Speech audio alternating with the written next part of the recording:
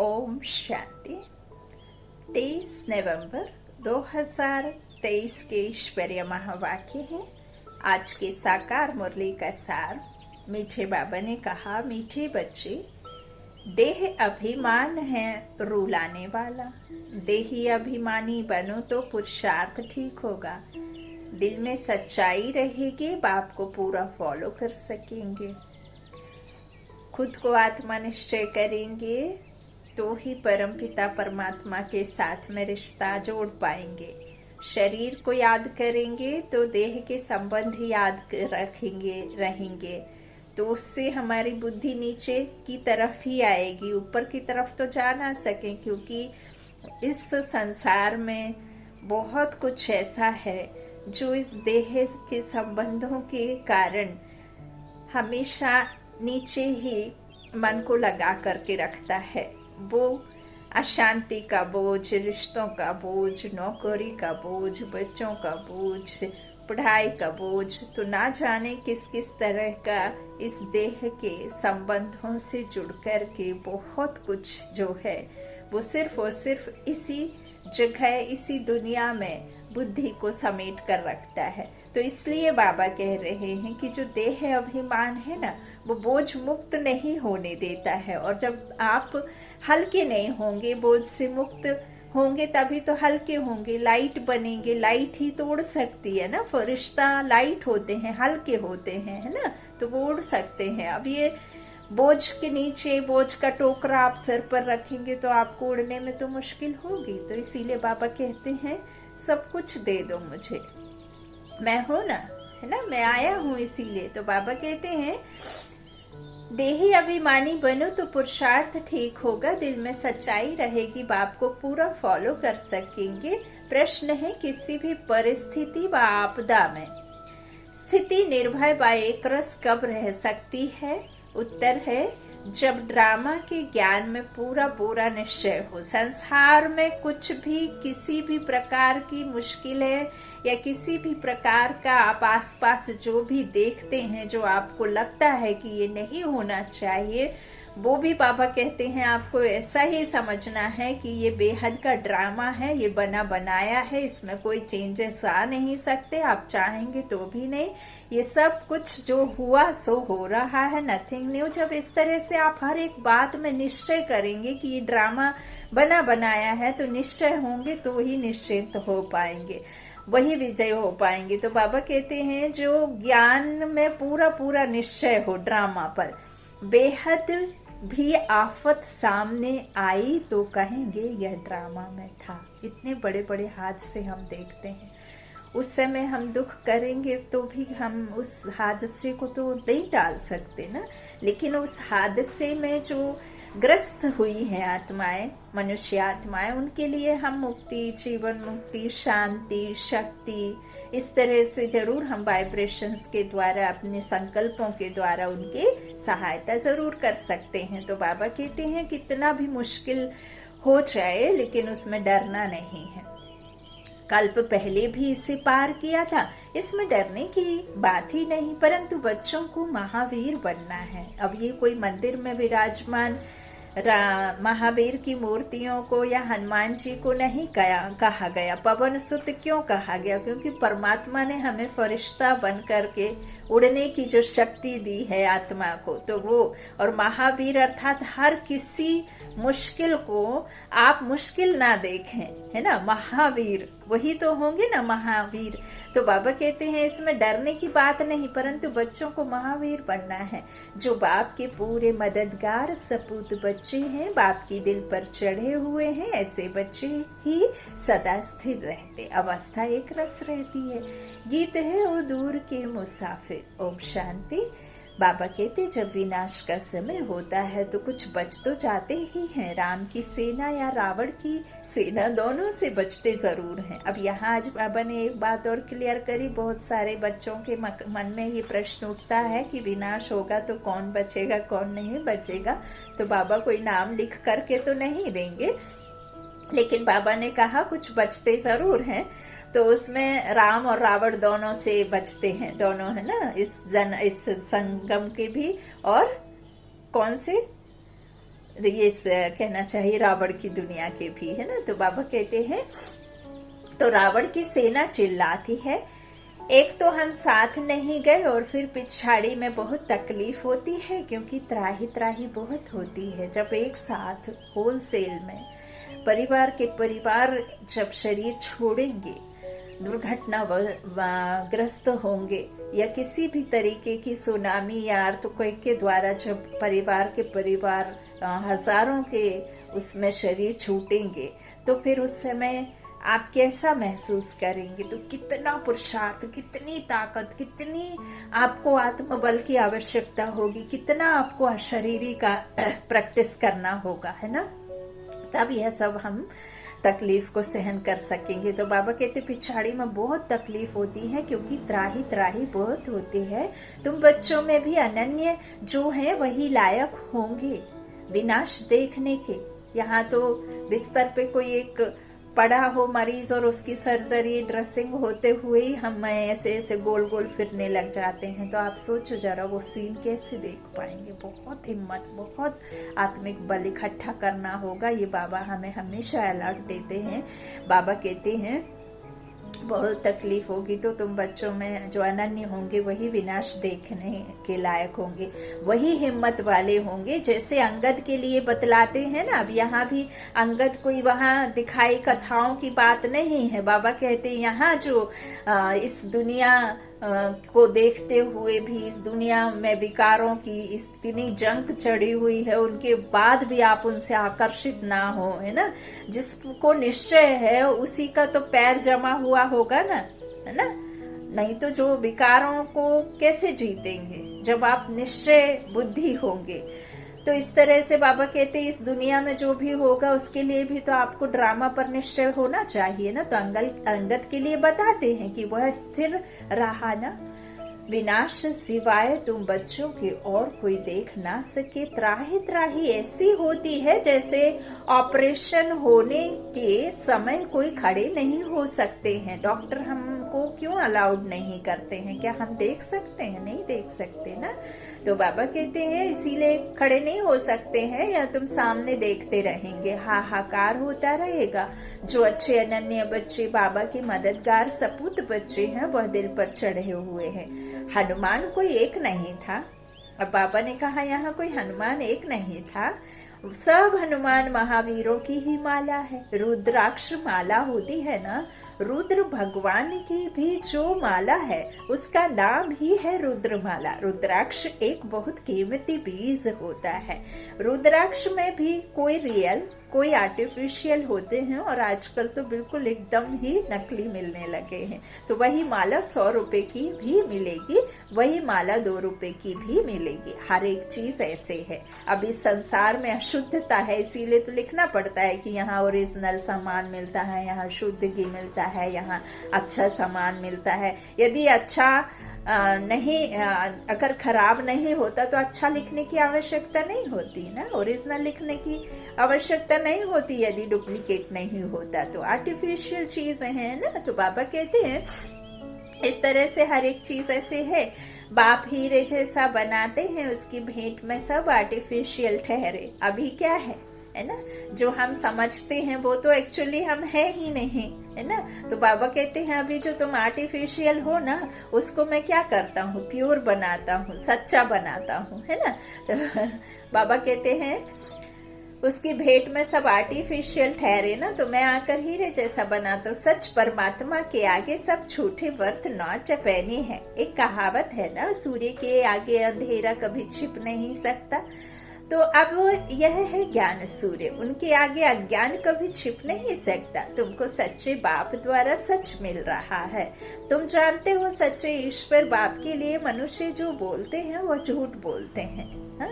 अभी तुम समझाते हो गीता का भगवान शिव है, ना कि दैवी गुणों वाला देवता श्री कृष्ण। अभी है संगम युग, फिर सतयुग जरूर होगा। श्री कृष्ण की आत्मा अभी ज्ञान ले रही है, अभी वो बन रही है, तैयार हो रही है श्री कृष्ण के लिए। तो बाबा कहते हैं मनुष्य फिर समझते हैं ज्ञान दे रही हैं, कितना फर्क हो गया है। ऐसे समझते हैं ना ज्ञान दे रही हैं, तो वह बाप वह बच्चा, है ना। कृष्ण कौन है? बच्चा।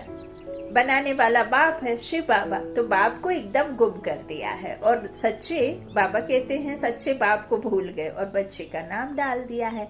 आगे चलकर आखिर सच निकल पड़ेगा। पहली मुख्य बात ही इस पर सर्वव्यापी क्यों समझा है। बाबा को कहते हैं कि ये मुझे गाली, आत्मग्लानी गाली जैसा है ना, अपने बाप को गाली देते आए हैं। तो क्योंकि गीता में श्री कृष्ण का नाम डाल दिया है, ये भूल से पूरा ड्रामा ही बदल गया। तो इन बातों को तुम जानते हो। श्री कृष्ण अथवा देवी देवताओं की जो आत्माएं हैं, उन्होंने 84 जन्म पूरे किए हैं। गाया भी जाता है, आत्मा परमात्मा अलग रहे बहुकाल। अब यहाँ संगम पर बिछड़े, फिर संगम पर मिलेंगे, है ना। तो बहुत समय तक हम रहे ना बिछड़े, बाबा से अलग रहे कि नहीं परमात्मा और आत्मा। तो हम ही सबसे पहले बिछड़े हैं, बाकी सब आत्माएं तो बाबा के साथ वहाँ परम धाम में रहती हैं, मुक्ति धाम में, है ना। फिर पिछाड़ी में अपने ड्रामा अनुसार अपने अपने सेक्शन से निकलते आती हैं। तो इसका अर्थ कोई नहीं समझते। तुम्हारे में भी कोई बिरले हैं जो यथार्थ रीति समझा सकते हैं। देह अभिमान ही बहुत रुलाता है, देही अभिमानी ही ठीक पुरुषार्थ करेंगे तो धारणा भी अच्छी रीति हो सकती है। इसलिए कहा जाता है फॉलो फादर। एक्ट में भी फादर आते हैं, फादर तो दोनों हो जाते हैं। यह कौन सा फादर कहते हैं तो तुमको थोड़े ही पता पड़ता है, क्योंकि बाप दादा दोनों शरीर में हैं। इसमें बाबा वही बात वापस रिपीट कर रहे हैं कि मैं दादी के तन में जब आते थे तो दादी के तन में मैं आता था तो कंबाइंड हो जाता था और बाप दादा इकट्ठे आते थे। तो दादी में कितना जल्दी उनका दो आत्माएं उनके उसमें आती थी, है ना। एक तो उसकी वजह से देखो उनकी कितने जल्दी शरीर भी छूट गया, क्योंकि कितना पावर चाहिए उसके लिए। अब यहाँ जो ब्रह्मा बाप के तन में बाबा आते थे तब बाबा के साथ में कंबाइंड नहीं होते थे, वो साइड में आकर के बैठते थे। तो कभी मुरलियों में बाबा जब ज्ञान देते थे या गीता ज्ञान सुनाते थे तो बीच बीच में ब्रह्मा बाबा भी अपना अनुभव सुनाते थे। तो इसीलिए कई बार समझ में नहीं आता कि कौन बात कर रहा है। हाँ? फादर तो दोनों ही है बाबा कहते हैं, लेकिन कौन सा फादर है, क्योंकि ब्रह्मा बाबा का साउंड चेंज नहीं होता था। दादी के तन में आते थे तो दादी का साउंड चेंज हो जाता था, है ना, कंबाइंड होने की वजह से। तो बाबा कहते हैं इसलिए पता नहीं पड़ता। तुम थोड़े ही पता कर पाओगे, क्योंकि बाप दादा दोनों इस शरीर में है। जो बाबा कहते हैं एक जो एक्ट में आते हैं उसे फॉलो किया जाता है। बाप समझाते हैं बच्चे देही अभिमानी बनो, है ना। अब इसमें बैठ वो रूहानी बाप रूहानी बच्चों को समझाते हैं, तो एक है एक्ट में आते हैं तो उसे ही फॉलो किया जाता है। बाबा कहते अभिमानी बनो, लेकिन देही अभिमानी बनो, अशरीरी बनो। बहुत अच्छे बच्चे भी देह अभिमानी हैं, क्योंकि बाबा को याद नहीं करते। जो योगी नहीं वह धारणा नहीं कर सकते। हाँ, जो याद नहीं करते वो धारणा कैसे करेंगे, उसके गुण कब आएंगे, जब उसको याद करोगे। नीचे वालों को याद करने से नीचे वालों के ही गुण समाएंगे। बाबा कहते हैं यहाँ तो सच्चाई चाहिए, पूरा फॉलो करना चाहिए। जो सुनते हो वह धारण कर समझाते रहो। ऐसे थोड़ी अब रख लिया बंद कर दिया, है ना। आपको बहुत अच्छी कोई डिश बनानी आती है, आपसे कोई पूछे तो आप बताने में मना कर देते हैं। ऐसा लगता है कि मेरी फिर ये पूरे में फैल जाएगी, फिर मैं पीछे हो जाऊंगी, वो आगे हो जाएंगे, या जो कुछ भी समझो। ऐसे करके कई नहीं बताते, कई बहुत शौक से बताते। तो ये ज्ञान भी ऐसा है, ऐसे नहीं है, ये सेल्फ के लिए नहीं है ना। दाता आपको जो देता है ना वो बांटने के लिए देता है, रखने के लिए नहीं देता है ना। दाता माना आप भी तो दाता हुए, आप दोगे तब तो फिर उसका सुख और भी प्राप्त करेंगे, तब तो फिर आप दुआओं के पात्र बनोगे।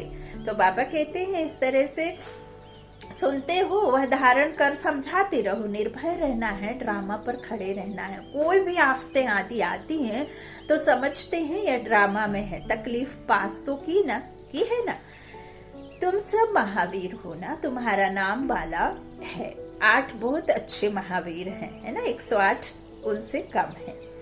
8 है ना, 8 की माला, फिर उसके बाद में 108 की, फिर 16,000 की। तो बाबा क्या कह रहे हैं, 8 बहुत अच्छे महावीर हैं। फिर अष्ट धातुओं कहते ना, लेकिन नवरत्न कहते। तो नवरत्न में एक शिव बाबा है, बाकी अष्ट धातुएं 8 जो हैं हमारे सतयुगी जो कहना चाहिए विष्णु के राज्य के। तो बाबा कहते हैं 8 बहुत अच्छे महावीर है, 108 उनसे कम है, 16,000 उनसे कम।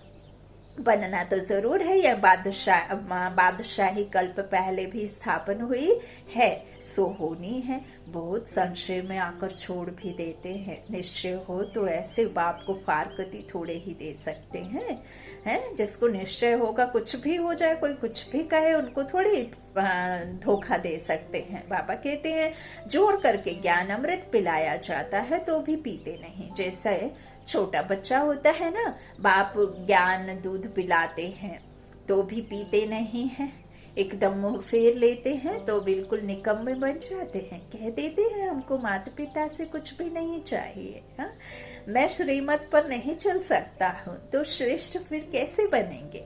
भगवान की है श्रीमत। तो यह भी एक स्लोगन लिख देना चाहिए कि निराकार ज्ञान सागर पतित पावन भगवान शिवाचार्य वाच। माता स्वर्ग का द्वार है। समझाने के लिए बुद्धि में पॉइंट्स आनी चाहिए। स्टूडेंट जरूर सब नंबरवार होंगे, ड्रामा में वही अपना अपना पार्ट बजा रहे हैं।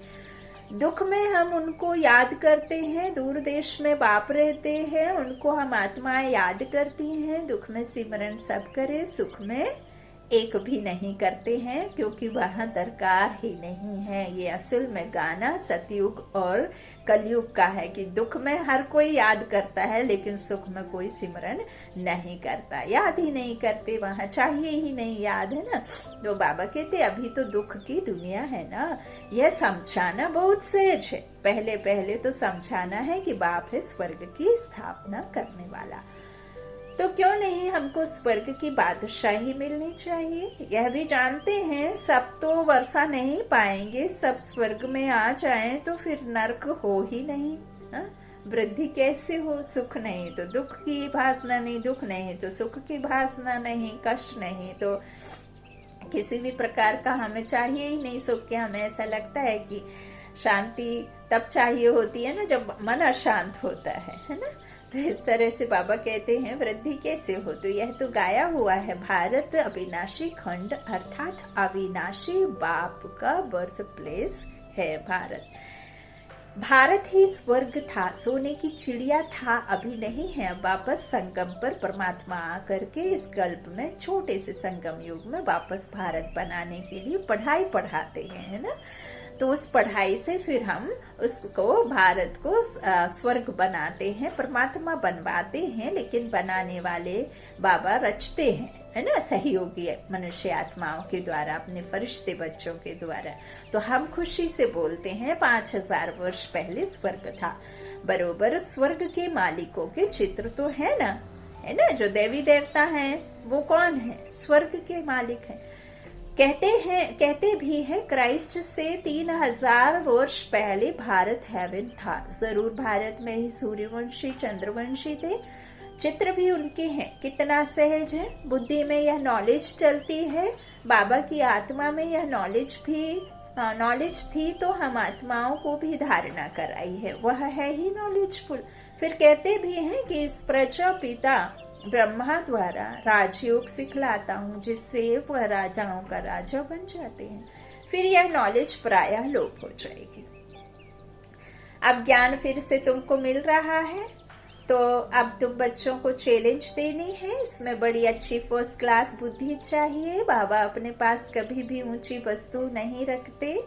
कहेंगे इतने मकान आदि बनाए हैं, वह भी बच्चों के रहने के लिए बनाए हैं। इसलिए बाबा कहते कभी भी ये मत कहना कि मैंने बाबा को दिया, चाहे वो स्थूल धन हो, चाहे आप ज्ञान दे रहे हो किसी को, तो बाबा का दिया, लेकिन बाबा के लिए दिया नहीं। मुरली सुनी, बाबा ने कहा इसलिए सुनी नहीं, आपने खुद के लिए सुनी। स्व कल्याण समाया हुआ है बाबा के निमित्त बच्चों के द्वारा। चाहे आप ज्ञान सुनो, चाहे मुरली सुनो, चाहे उनकी कोई स्पीच सुनो, यह सब स्व कल्याण के लिए है। सुनाने वाला भी उसका कल्याण कर रहा है, सुनने वाला भी। लेकिन परमात्मा कहते हैं कि इसमें मेरा कोई भी फायदा नहीं है, चाहे फिर वो आपके लिए घर मकान बना रहे हैं या कितना भी कुछ किसी तरह से वहाँ मैनेजमेंट हो रहा है, तो वो सब आपके लिए है। मुझे कितना जगह चाहिए, है ना। तो बाबा कहते इस तरह से मैं अपने पास में कुछ भी नहीं रखता हूँ, सब कुछ तुम बच्चों के लिए है, ज्ञान भी तुम्हारे लिए है, मेरे पास है, मैं देता हूँ। तुम उस ज्ञान से ज्ञानी बन करके, राजराजेश्वरी बन करके, स्वराज्य अधिकारी बन करके स्वराज्य अधिकार प्राप्त करते हो, है ना। तो बाबा कहते हैं वह भी बच्चों के रहने के लिए बनाए हैं, नहीं तो बच्चे कहाँ आकर रहेंगे। इतने बच्चे हैं बाबा के समर्पित, कहाँ जाएंगे। एक दिन तो सब मकान अपने हाथ आ जाएंगे। भगवान के दर पर भक्तों की भीड़ तो होनी ही है ना। उन्होंने तो बहुत भगवान बना दिए हैं, प्रैक्टिकल में तो यह है ना। तुम समझते हो कितनी भीड़ होगी। बाबा कहते हैं ये तुम ही बच्चे समझते हो कि कितनी भीड़ होगी। दुनिया में तो बहुत अंधश्रद्धा है, मेले लगते हैं तो कितनी भीड़ हो जाती है। कभी कभी तो आपस में लड़ पड़ते हैं, भीड़ में फिर कितने मर पड़ते हैं, बहुत नुकसान हो जाता है। तो यह स्वदर्शन चक्र बहुत अच्छा है, स्लोगन भी लिखो। स्वदर्शन चक्र बहुत अच्छा है, स्लोगन भी जरूर लिख देना चाहिए। पिछाड़ी में माताओं के आगे सभी को झुकना है। ये मुरली तो पुरानी है ना, तो देखो अभी कितनी बड़ी बड़ी हस्तियां जिन्हें हम आम मनुष्य आत्माएं ऐसे देखते हैं मानो ये दुनिया की सबसे धनवान व्यक्ति हैं, सबसे बड़े व्यक्ति हैं, सबसे ऊंचे व्यक्ति हैं, वो भी जब मधुबन जाते हैं तो हमारे वरिष्ठ दादियों दीदियों के सामने नतमस्तक होते हैं। तो बाबा क्या कह रहे हैं कि पिछाड़ी में माताओं के आगे सभी को झुकना है। प्योरिटी, पवित्रता, है ना, इसके लिए झुकते हैं। तो शक्तियों के ऐसे चित्र बनाते हैं। बाप बच्चों के लिए ज्ञान बारूद बनवाते हैं। अब ये जो जड़ चित्र हैं वो पूर्वज जो बने हुए हैं, है ना, जो हो करके गए, अभी उसमें चैतन्य आत्मा शक्तियां नहीं है, सिर्फ जड़ चित्र हैं। वो पूर्वज हो करके गए। जैसे हमारे घर में आज दादा की, हमारे कोई छोड़ करके परिवार में जाता है तो उनके हम चित्र रखते हैं ना, घर में लटका करके रखते हैं। कोई कोई आजकल मूर्तियां भी बनवा करके घर के आंगन में या कहीं तो भी वो बना करके स्टैचू उसका रखते हैं यादगार के लिए। तो वो है तो नहीं, शरीर तो विनाश हो जाता है और फिर वो आत्मा तोड़ करके किसी और दूसरे घर में जन्म ले लेते हैं, दूसरे माता पिता दूसरे शहर में। तो ऐसे ही बाबा कह रहे हैं कि वो जो जड़ चित्र हैं वो अभी हैं थोड़े ना, है ना, वो तो यहीं कहीं घूम रहे होंगे। लेकिन देखो पिछाड़ी में फिर उनके कैसे शक्तियों के ऐसे चित्र बनाते हैं। बाप बच्चों के लिए ज्ञान बारूद बनवाते हैं, कहते हैं सिद्ध करो। वह तो सहज है, भक्त भगवान को याद करते हैं, आत्मा भगवान को याद करती है ना। तो याद करने वाली आत्मा है और याद जिसे करते हैं वो भगवान है। साधु साधना करते हैं भगवान से मिलने लिए। गॉड को फादर कहा जाता है, बरोबर हम उनके संतान ठहरे। ब्रदरहुड कहते हैं ना, चीनी हिंदू भाई भाई हैं। तो बाप एक हुआ ना जिस्मानी रूप में, फिर भाई बहन भाई हो जाते हैं और फिर परिवार आदि में आए तो अलग अलग रिश्तों में हो जाते हैं, लेकिन है तो फिर मेल और फीमेल, है ना। तो बाबा कहते हैं इस तरह से भाई बहन हो जाते हैं, विकारी दृष्टि हो ना सके। यदि हम यह समझ लेते हैं कि परमपिता परमात्मा की मैं आत्मा संतान और जो भी इस दुनिया में है सब मनुष्य रूपी आत्माएं सब एक पिता की संतान है, तब फिर हम उन्हें इस तरह से भाई बहन की दृष्टि से देख सकते हैं। तो फिर विकारी दृष्टि जा ना सके। यह युक्ति है पवित्र रहने की। बाप भी कहते हैं काम महाशत्रु है, परंतु जब कोई समझे। मुख्य एक बात है, भगवान सबका बाप है, बापों का बाप है। बाप स्वर्ग की स्थापना करने वाला है, तो जरूर बाप से वर्षा मिलना चाहिए। वर्षा था, अब गंवाया है। यह सुख दुख का खेल है, एक सिक्के के दो पहलू हैं, यह अच्छी रीति से समझाना चाहिए। अच्छा मीठे मीठे सिक्के दे बच्चों प्रति माता पिता बाप दादा का याद प्यार और गुड मॉर्निंग। रूहानी बाप की रूहानी बच्चों को नमस्ते। हम रूहानी बच्चों की रूहानी माता पिता बाप दादा को याद प्यार और गुड मॉर्निंग। धारणा के लिए मुख्य सारे बेला बाबा ने कहा सच्चाई को धारण कर बाप की हर एक्ट को फॉलो करना है, ज्ञान अमृत पीना और पिलाना है, निर्भय बनना है। दूसरा, हम भगवान के बच्चे आपस में भाई भाई हैं, इस स्मृति से अपने दृष्टि वृत्ति को पवित्र बनाना है। वरदान है हर एक की विशेषता को देखते उन्हें सेवा में लगाने वाले दुआओं के पात्र भव। जैसे बाप दादा का हर एक बच्चे की विशेषता से प्यार है और हर एक में कोई ना कोई विशेषता है। तो आप भी हर एक की विशेषता को देखो। जैसे हंस रत्न चुगता है, पत्थर नहीं, ऐसे आप होली हंस हो। आपका काम है हर एक की विशेषता को देखना और उनकी विशेषता को सेवा में लगाना, उन्हें विशेषता के उमंग में लाकर उन द्वारा उनकी विशेषता सेवा में लगाओ तो उनकी दुआएं आपको मिलेंगी और वह जो सेवा करेगा उसका शेयर भी आपको मिलेगा। स्लोगन है बाप दादा के साथ ऐसे कंबाइंड रहो जो आप द्वारा दूसरों को बाप की याद आ जाए। मैं और मेरा बाबा इस दुनिया में करावनहार वही एक है। चाहे फिर जो भी हो रहा है मैं उसके साथ अनुभव करते हुए ही करती हूँ और करावनहार वही है। अच्छा, मातेश्वरी जी के मधुर महावाक्य, तमोगुणी माया का विस्तार, सतोगुणी, रजोगुणी, तमोगुणी, यह 3 शब्द कहते हैं। इसको यथार्थ समझना जरूरी है, बुद्धि से समझना है। मनुष्य समझते हैं यह तीनों गुण इकट्ठे चलते रहते हैं, सतोगुणी, रजोगुणी और तमोगुणी। हाँ, जब बाल्यावस्था होती है तो सतोगुणी समझ लेते हैं, जब शादी विवाह होता है तो रजोगुणी समझ लेते हैं, और जब वृद्धावस्था आ जाती है उसे तमोगुणी कह देते कि चलो वानप्रस्थ अवस्था हम तीर्थ करने निकल जाएं। तो ऐसे समझते अलग अलग कि तीनों गुण इकट्ठे चलते। परंतु विवेक क्या कहता है, क्या यह तीनों गुण इकट्ठे चले आते हैं? वह तीनों गुणों का पार्ट अलग अलग युग में होता है।